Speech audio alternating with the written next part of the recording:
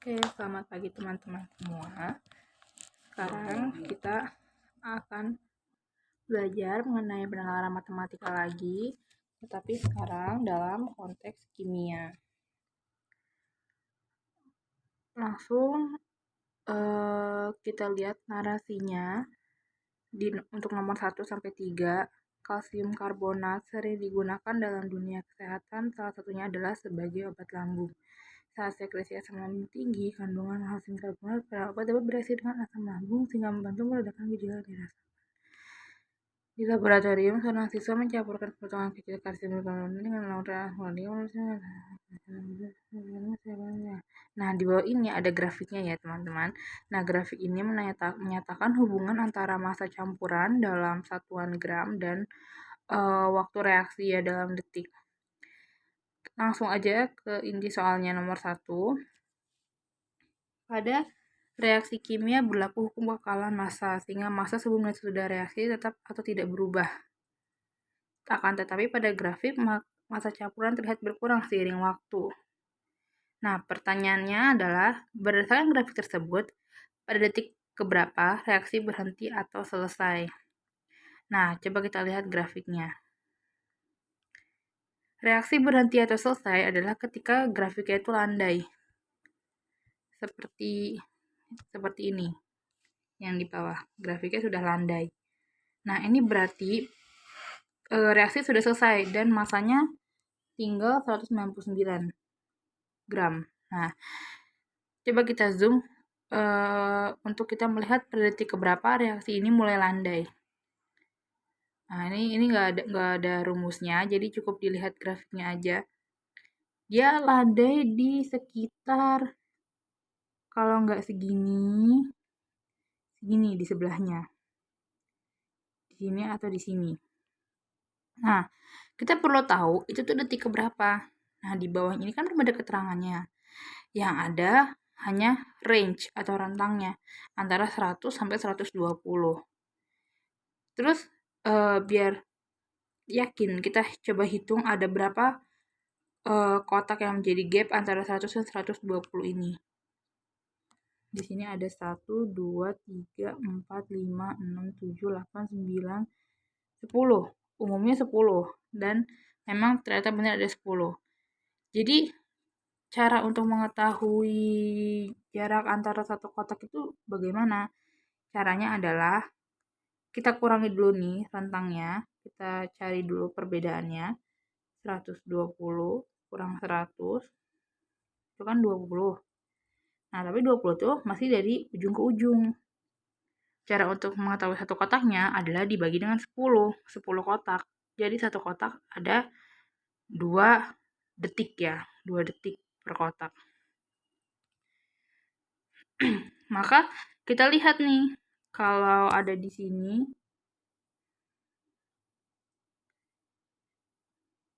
ini detik keberapa, dan ini detik keberapa. Ternyata ini detik ke 104 ya. Ini kan 102, 100, ini tambah 2, jadi 104. Tapi kita kembali lagi, lihat ke opsinya, apakah ada 104 di sini? Ternyata tidak ada ya, tidak ada 104. Maka yang paling mendekati apa? 106, sebelahnya lagi. Nggak mungkin 103, karena sebelum 104 dia pasti belum landai. Jadi jawabannya adalah yang C. 106.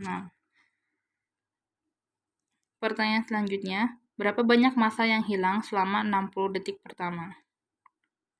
Oke, untuk menjawab pertanyaan yang ini, berapa banyak massa yang hilang, tentu kita harus mengurangi massa awal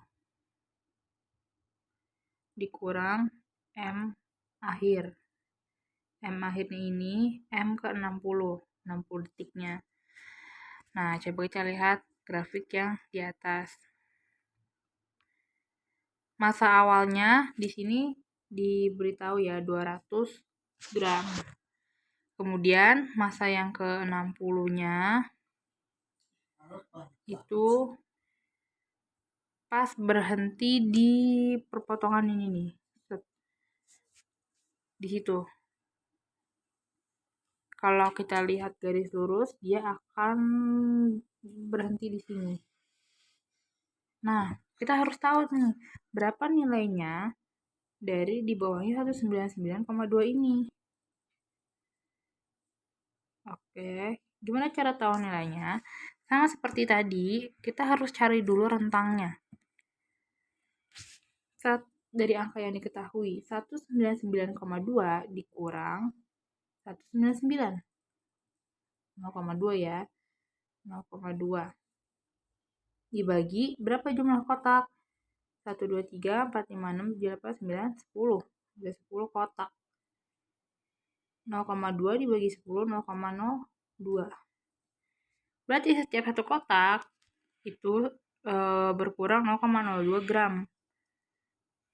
Kalau 2 kotak 0,04 kan? Ini kan jaraknya 2 kotak. Berarti 199,2 dikurang 0,04. Yaitu 199,16. Nah, berarti di sini bisa kita tulis 199,16. Ini adalah detik ke 60. Kita udah tahu nih, pada detik ke 60 masanya tinggal 199,16 gram. Nah, tinggal kita kurangi deh. Kita kembali ke perhitungan yang tadi.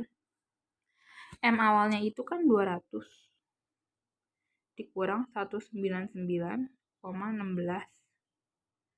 Berapa hasilnya? Hasilnya 0,84 gram.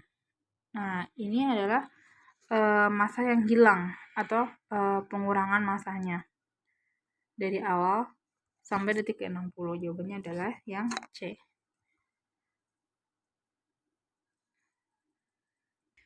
Ini pernyataan benar atau salah?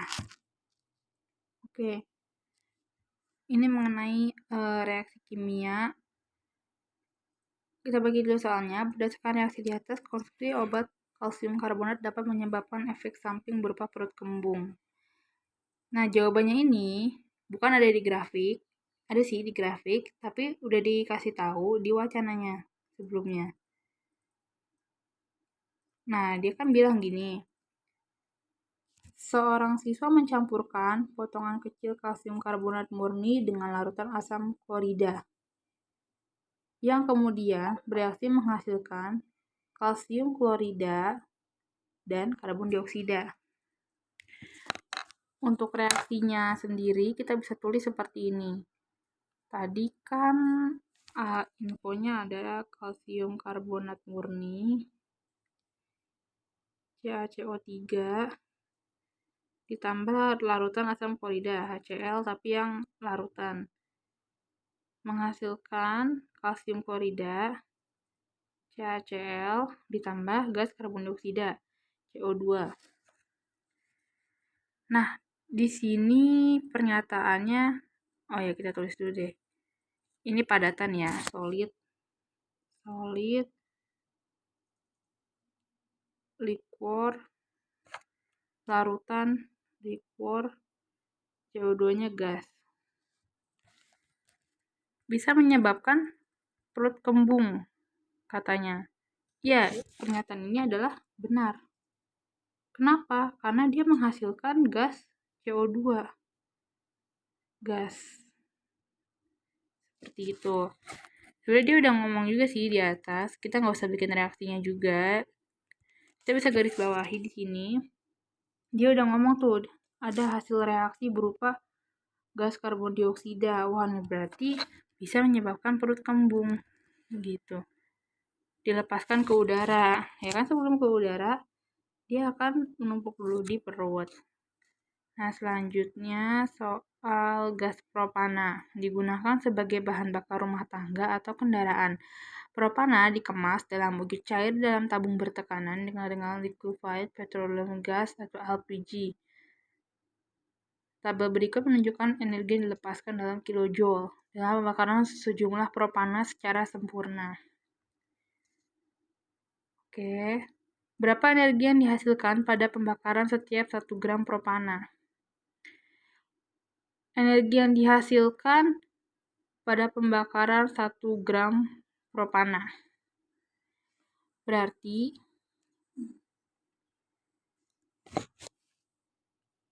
energi dan gram. Yang harus kita lakukan adalah membagi energinya dibagi massa. Kenapa massanya yang di belakang? Karena dia tanya per gramnya. Maka kita harus membagi dengan banyaknya massa propana, energi yang ada. Kita ambil satu sampel aja. Nggak usah semuanya dihitung. Cukup satu, misalnya yang ini. 500 sama 10. Energinya 500 kilojoule. Dibagi 10 gram. Tapi dia pengen 1 gram. Ya 500 ini kita bagi dengan 10. Jadi 50 kilojoule per gram. Nah, hasilnya adalah yang D. Tapi kalau kalian coba cari satu-satu, hasilnya semua sama aja. Ini 50, ini 50, ini juga 50. Jadi ini reaksinya konstan. Selanjutnya, sebuah tabung berisi 2 liter propana. Jika 1 liter propana memiliki massa 493 gram, berapa total energi yang dapat dihasilkan propana dalam tabung? Oke, di sini diketahui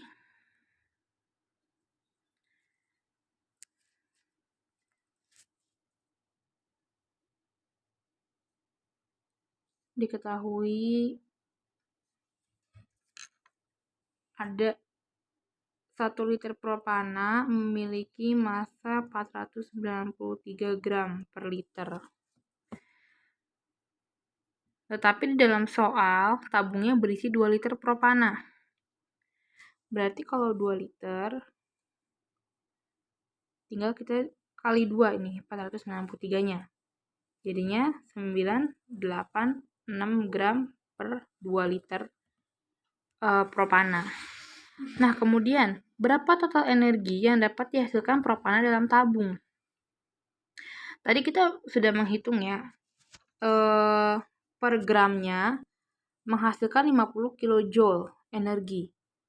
Nah, kalau 986 gram, berapa kilojoule energi yang bisa dihasilkan? Tinggal kita kalikan dengan 50. Ya, seperti di atas. Jadi 968 gram dikali dengan 50. Hasilnya adalah 49.300 kilojoule per 986 gram. Nah, jadi jawabannya yang D. Seperti itu. Oke, lanjut. Ini ada artikel ini berupa tabel. Di bawah bisa kita gunakan untuk menjawab soal nomor 6-8. Komposisi gas di atmosfer bumi miliaran tahun yang lalu diperkirakan mirip dengan komposisi gas di atmosfer Venus saat ini. Tabel tersebut menunjukkan komposisi gas di Venus saat ini. Rasio yang paling mendekati dengan rasio antara gas nitrogen dan oksigen di bumi saat ini adalah, yang di sini adalah ditanya rasio atau perbandingan antara gas nitrogen dan oksigen di bumi saat ini. Berarti kita fokus ke kolom yang ini ya. Ada nitrogen, ada oksigen. Di sini kita membandingkan, dia mintanya nitrogen dulu, baru oksigen. Berarti kita langsung masukin angkanya antara N2 sama banding O2. 78 banding 21. Nah, kita bisa lihat opsinya dulu, atau kalau menghitung dulu juga boleh, tapi bakal kelamaan. Kita bakal lihat dulu apa yang soal pengen gitu. Di sini udah jelas-jelas depan pasti angkanya lebih besar dibandingkan 8. Jadi kita langsung coret aja yang depannya lebih kecil dibandingkan 8. C, D, E salah. Berarti tinggal sisa A dan B. Coba 4:1. 4:1 berarti itu udah kayak 84:21 kan. 4:1. Ya jelas nggak benar. Ya misalnya satunya itu 21, 78 bagi 21 itu 4 belum nyampe, baru 3, sekian gitu dan masih jauh banget. Kita bisa simpen dulu. Terus kita bisa bandingin antara 7:2. Kalau 7:2 kita bagi 10 ya semuanya. Berarti 7,8 banding 2:1. 2,1. Iya, bener ya. Ya, itu yang paling tepat. Yang paling mendekati angkanya. Karena dia minta yang paling mendekati. Berarti jawabannya yang B. Komposisi gas di atmosfer bumi yang terbanyak miliaran tahun yang lalu adalah komponen gas yang terbanyak miliaran tahun yang lalu. Nah, kita bisa balik lagi ke wacana buat tahu apa yang dibandingin. Bumi miliaran tahun yang lalu beda dengan bumi yang sekarang. Karena dia bilang komposisi gas atmosfer bumi miliaran tahun yang lalu diperkirakan mirip dengan komposisi gas di atmosfer Venus saat ini. Nah, berarti kita lihat ke kolom Venus. Yang paling banyak apa? Kelihatan banget ya, ini karbon dioksida atau CO2. Jadi jawabannya adalah karbon dioksida. Selanjutnya, presentasi berapa gas di atmosfer bumi miliaran tahun yang lalu telah berubah menjadi presentase di atmosfer bumi saat ini. Salah satu gas yang mengalami perubahan komposisi adalah karbon dioksida. Berapakah penurunan presentase karbon dioksida di bumi? Caranya adalah kita kurangi yang miliaran tahun yang lalu, presentase penurunan ya kan. Nah, berarti yang miliaran tahun yang lalu berarti Venus, dalam hal ini Venus, kita kurangi bumi, CO2-nya aja ya. Nah, Venus ini tadi berapa? 96,5 kan. Dikurang buminya itu 0,03. Maka penurunannya adalah sebesar 96,47. Ini penurunannya, berarti jawabannya yang D. Seperti itu. Bisa lihat tabelnya langsung buat mencari infonya, yaitu mengurangi karbon dioksida saja. Selanjutnya, dalam proses industri, tidak semua reaksi dapat 100% sebagai yang diharapkan. Reaksi diukur dengan besaran yang dinamakan persen rendement. Sebagai contoh, satu industri pewarna tekstil A diharapkan dapat menghasilkan 80 ton pewarna Allura Red.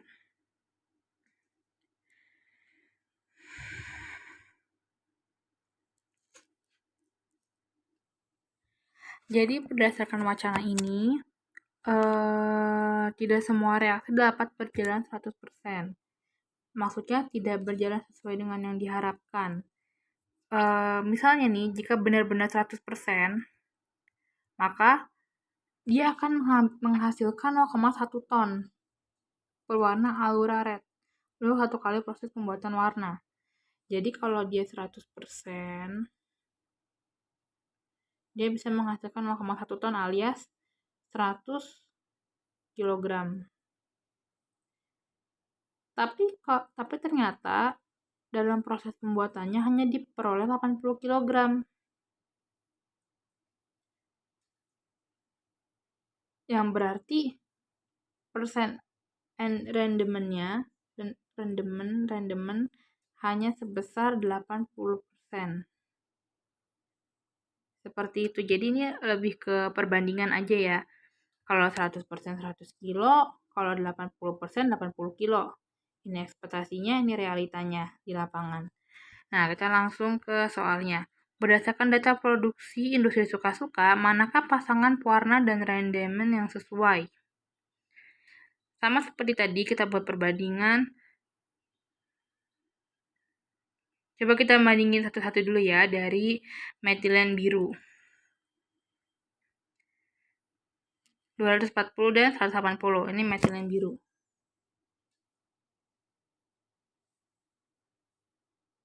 Nah, di atasnya kan ekspektasinya. Kalau yang ini realitanya ya. Ekspektasinya itu sudah jelas-jelas 100%. 100% per 240 sama dengan X persen per 180. Ini bisa kita coret. Sama-sama dibagi 60 ya. Ini 3, ini 4. Nah, maka X persennya itu sama dengan 300 bagi 4. Sama dengan 300 bagi 4. 75%. Benar nggak di sini 75%? Salah ya, karena di sini opsi A dan B sama-sama tidak menyatakan 75%. Berarti opsi ini salah untuk metilen biru, karena harusnya 75%. Kemudian untuk rodamin B ada 60 dan 48. Kita hitung di bawah aja. Ini untuk rodamin B. Rodamin B. 100% per 60 sama dengan X per 48. X persen ya. Ini sama-sama kita bagi FPB-nya ya. Dibagi 12 aja. 4 sama 5. Berarti X-nya itu 400 dibagi 5. Ya kan, kali silang. Ini naik. Ini nggak usah naik lah. Tetap aja, 400 bagi 5 itu 80. 80%. Bener nggak sih 80? Salah ya, opsi C itu salah. Bukan 75%, harusnya 80%. Gitu. Nah, kemudian untuk bromokresol hijau. Bromokresol hijau itu di atas ekspektasi banding realitanya 200 dan 190. Berarti bromokresol hijau itu 100% dibagi 200 sama dengan X persen per 190. Ini kita nggak bisa sederhanain apa-apa karena dia ada bilangan prima. Yang kita bisa lakukan hanya mencoret nolnya. Dan kemudian kita kali silang. Jadi 190 bisa dicoret juga ya. 190 bagi 2 alias 95%. Seperti itu. Jadi yang benar adalah yang D jawabannya. Seperti itu ya. Jadi kan yang ditanya dia hanya di industri suka-suka. Berarti yang kita hitung hanya di industri suka-suka. Yang untung terusnya nanti aja, nggak usah gitu. Nah, kita membandingkan apa yang dia pengen gitu kan. Yang sesuai.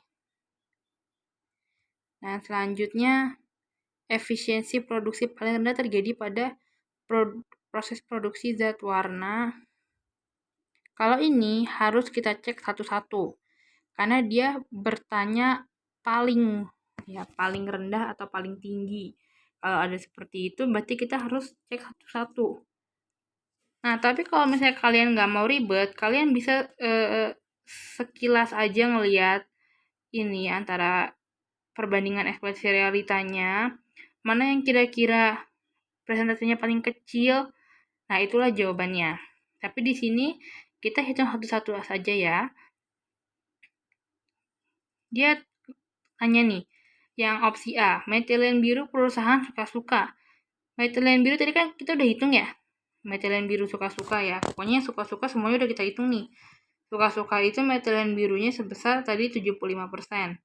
Nah, kita list dulu nih 75 di sini. Yang suka-suka dulu ya. Rodamin B perusahaan suka-suka. Rodamin B tadi 80.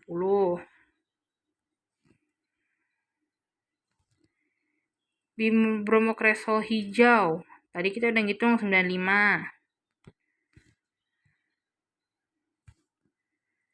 Tinggal yang perusahaan hitung terus nih. Rodamin B dan bromokresol hijau saja yang kita hitung.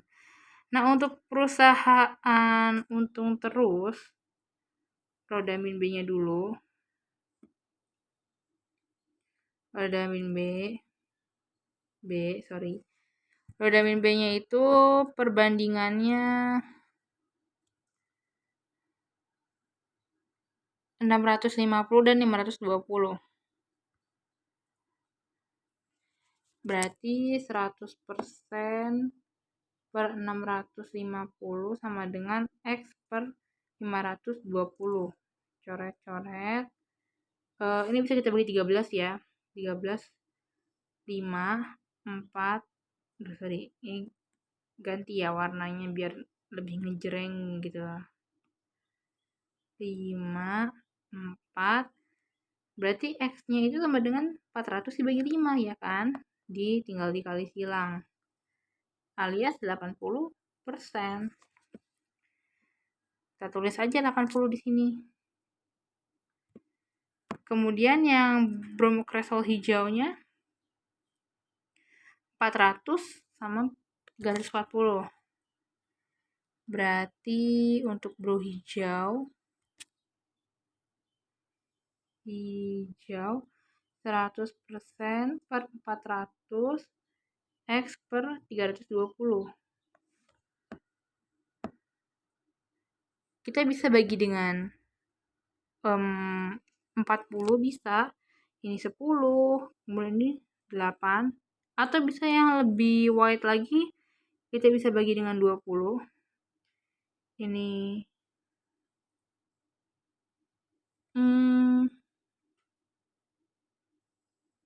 80 aja ya kayaknya. Ini 4, ini 5. Ya sudahlah, 400 bagi 5. Sama ya. X-nya 400 bagi 5 alias 80%.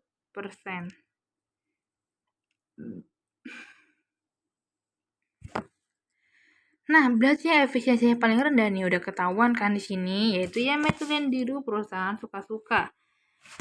Kalian bisa pakai cara ini satu-satu, tapi emang agak makan waktu. Atau kalian bisa lihat langsung ke grafiknya. Ini ngikutin feeling aja deh, mana yang paling kecil presentasenya atau efisiensinya dia ngomongnya di soal ya.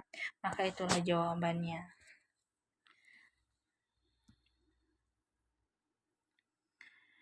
Oke, selanjutnya kita ke pernyataan.